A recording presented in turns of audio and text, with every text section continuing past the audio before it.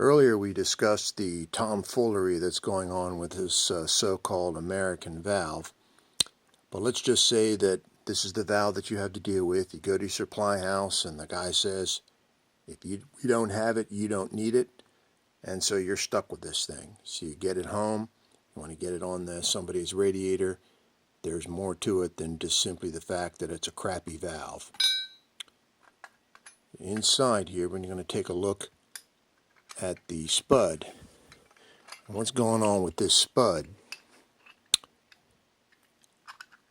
is you're supposed to engage these two to screw it into the radiator. So you grab your handy dandy spud wrench.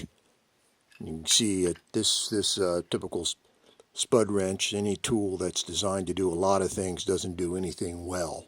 So you have your 2-inch, your 1.5 inch, your 1.25 inch, 1 inch, 3/4, and 1/2 inch. And you know this spud wrench has never been used because the 1/2 inch is still intact. Usually after about 5 minutes of use, that thing breaks right off. So you grab your 1.5 inch and you stick it in this valve here,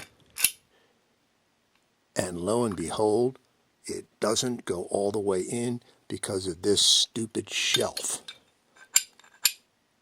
So let's say, alright, you get your grinder and you grind it down so that it'll fit inside and engage these tines coming out of there. Great, now you've got a wrench that's too small for any other proper 1.5 inch valve, but at least you can get the job done. But even then, you're only engaging 1/4 inch on that damn spud. Usually, all we've had to do on these is basically field modify a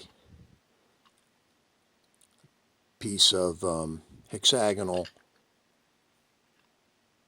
unit, approximately 35 millimeters face to face, and cut a slot into it, and that will work.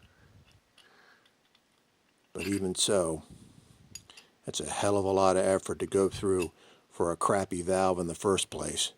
So I'm going to say, if you ever run into these things, just throw them in the scrap bin even before you put them on anybody's radiator. Thank you very much.